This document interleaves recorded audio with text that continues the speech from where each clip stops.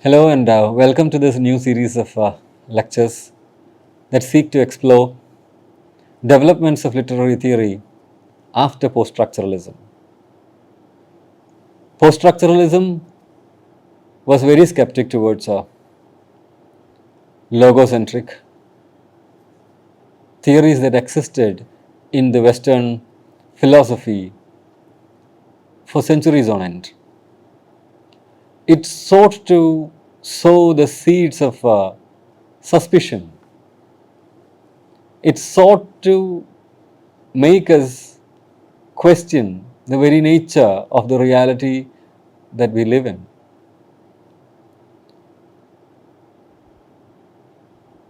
In the end, the very idea of a theory was called into question. And thus, let us say, literary theory dissolved its own enterprise. Nevertheless, the world that remained in the academia, in humanities, after literary theory, it moved into certain very interesting realms, certain very interesting analytical tools. One of them happens to be trauma theory. Like almost all post-structural theories, trauma theory is also interdisciplinary in nature. Trauma is the Greek word for wound. A wound that is deep, that is painful, we call that a trauma. But in trauma theory, as you may already have guessed, in trauma theory, this word is used metaphorically. We're not talking about a physical wound, we're talking about wounds that are inflicted in the mental framework of a person and how these wounds are definitive, are so very important in crafting the psychological outlook of the person. But yes, we are not only talking about persons here, there are like ideas like collective trauma, for instance, where our focus is on a whole community of people whose attitude is marked by a certain trauma. See, historical events like Holocaust leave something like a collective trauma in the future generations of Jews. Not just Holocaust, almost all genocides that happened in history and is still happening in contemporary world, all acts of genocide leave collective traumas in the minds of people. Collective trauma becomes a site where identities are constructed. Collective trauma becomes extremely politically relevant spaces. Most of the militant groups, extremist militant groups that you find active in the world today, draw their energy from collective traumas. So, trauma theory in that sense is political, it is cultural, it is ideological, and its implications are way beyond analysis of literature. Which doesn't mean that it cannot be used to analyze, like understand literature. Trauma theory can be used to understand literature. In fact, there is this whole canon of literature, like trauma literature.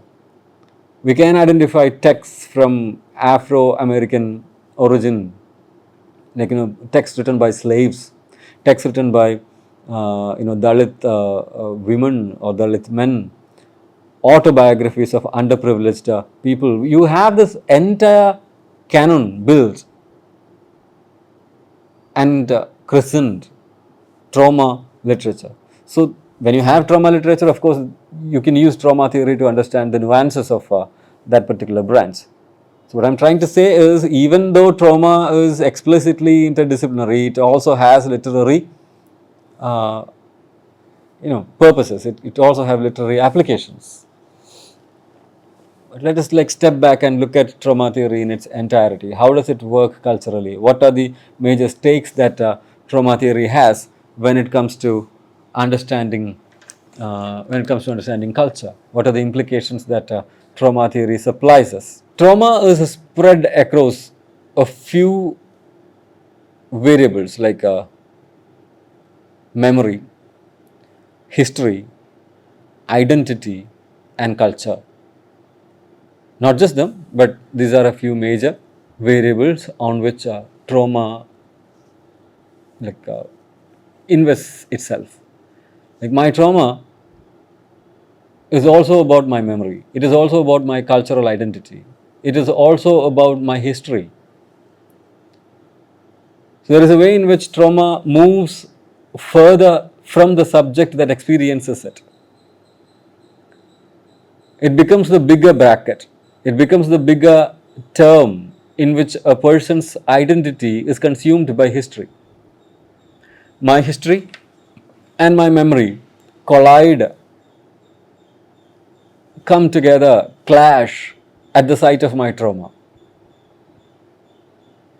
So at that point, we have a cultural stake. At the point where history and memory collide, at the point where history and memory clash, we have a cultural stake. And the production of literature, the production of cinema, the production of any art form for that matter, or the production of memoirs, whatever happens in the site of the clash between history and memory, those are all, they all, I mean, all those productions fall under the scope of the analysis by trauma theory. You see, there are different ways in which individuals and societies respond to trauma. And there are different kinds of trauma, like, a war is a very traumatic experience. So are natural disasters. There could be personal crises which are responsible for bringing about a trauma. These are all very different kinds of triggers, stimulus. A war is a different kind of stimuli from a natural disaster. It's a very different stimuli from a personal crisis. And how an individual registers his or her reaction against any of these events will define what kind of trauma is entailed in the cultural self of that person. In the same manner, when you look at the psychological and emotional impact that something like, say, post-traumatic stress disorder, for instance, these terms have become commonly used in our society these days. We find many people talking about PTSD, but PTSD was not, it was not understood as a reality before like mid 20th century. And even now there are debates about what exactly can be called PTSD, what is a borderline personality disorder. These are all like words which are extremely debatable. These are all ideas that fall under psychoanalysis in one sense, also cultural studies is in another sense. Interdisciplinarity is something that defines the way in which trauma theory works. See, traumatic events are always represented in literature, media, art, etc. When somebody writes about trauma, like for instance, when there are ever so many testimonies that have come from histories of traumatic events. You have writings out of Holocaust, you have writings out of genocides in Europe, genocides in Africa, genocides in Asia. You have write-ups from survivors of personal attacks. You have writings of survivors of personal trauma. These representations sometimes they represent themselves, like in memoirs, in autobiographies, the victims or the survivors represent themselves.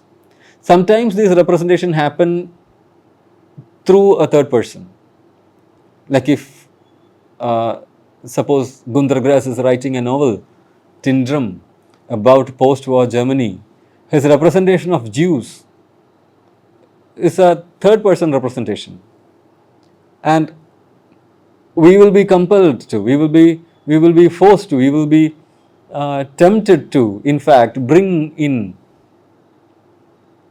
the idea of representation in connection with trauma when that happens. When somebody who is not a tribal person writes about the life of tribals in a work of fiction, this has happened many times in India, because tribal literature, what we term as tribal literature, has started coming only in recent years, but we have had a long history of books that talked about tribes. We have had theaters, we have had schools of fiction that spoke about tribal lives in India, but those books, those representations were by people who are non-tribals. So when they do that, there is a problem of representation. The underprivileged sections of the society are very susceptible to traumatic experiences. In the case of India, Dalit communities have a very complicated long history of traumatic living. And Dalit writing, whether it comes from Maharashtra or from Tamil Nadu or from Telangana or from Kerala, invariably they contain references to traumatic incidents. So is the case with gender minorities. If you look into the autobiographies and memoirs and fiction and poetry written by gender queer people or gender minorities, you would find that they constantly talk about traumatic social living. Representation, therefore, is an extremely important angle when it comes to studying trauma theory. How is a certain character represented? How is a certain subject represented? How is a certain anguish represented? How is a certain idea of right and wrong represented? Representation is a major, uh, it's a major field to look at when we start talking about trauma theory. Again, another idea is like, if a trauma becomes part of a testimony, or if trauma is part of witnessing, then it has other implications. You can talk about witness literature, you can talk about testimony as literature. Testimonies these days, like testimonies, are also addressed in literature departments, and you would find many testimonies, like Jewish testimonies or Arab testimonies or testimonies of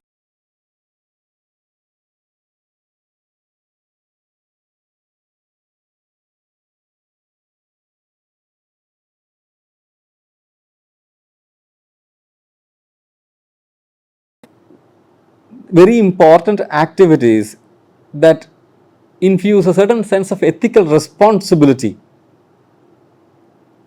to not only the sufferers but also people who try to make sense of the suffering. Testimony is filed, a testimony of a certain traumatic incident is filed so that it changes the way in which ethics are constructed, ethics are understood, ethics are drafted in the given society. The witnessing of a trauma, the testimony, the testimonializing of the trauma is basically meant to bring about some kind of change, some kind of difference to the ethical register that a society follows. This is one angle, and then that is why trauma studies is basically a part of a study of ethics. It is also a part of trauma studies trauma studies is not psychological in the strict sense. trauma studies is part of literary studies, it's part of sociology studies, it is part of ethics study. So you would find that trauma is a term that is used and is useful in many different fields. In very many fields you would find this idea making its appearance. And we also talk about healing and recovery. If you look into the contemporary social media, the idea of counseling, the idea of therapy, the idea of healing, self-care, these are ideas that float around very commonly in the social media.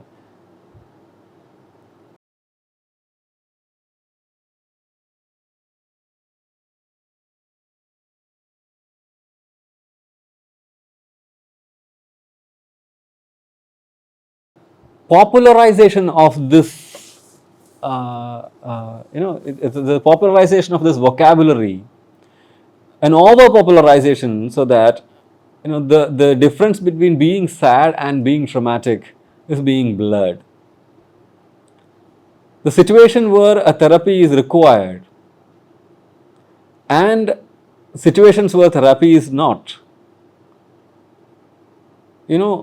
those kinds of distinctions are getting blurred when the overpopularization of the vocabulary of healing, recovery and self-care, which is also part of addressing trauma. So what I'm trying to say is, like, trauma is a very specific idea. Not every bad experience is trauma. Not every blow to a person's pride is trauma. A trauma is a certain psychological event that happens either in a person's life or in that community's general history, so that there could be testimonials, there could be witnessing, so that there could be psychological and emotional narratives that make ethical differences, that seek to make ethical differences. So in sum, this is what I would like to present to you as knowledge about trauma. Trauma theory is definitely a literary theory that is used to understand representation, but then generally the idea of trauma should be used to understand other cultural changes that are happening around us. As I have told you by the end of the lecture, I was focusing on how online media, social media sites, chat apps, etc., they have a liberal way of using vocabulary that is popularized by the idea of trauma, healing, self recovery, etc. So probably our making sense of trauma will have to factor in that angle as well. Thank you.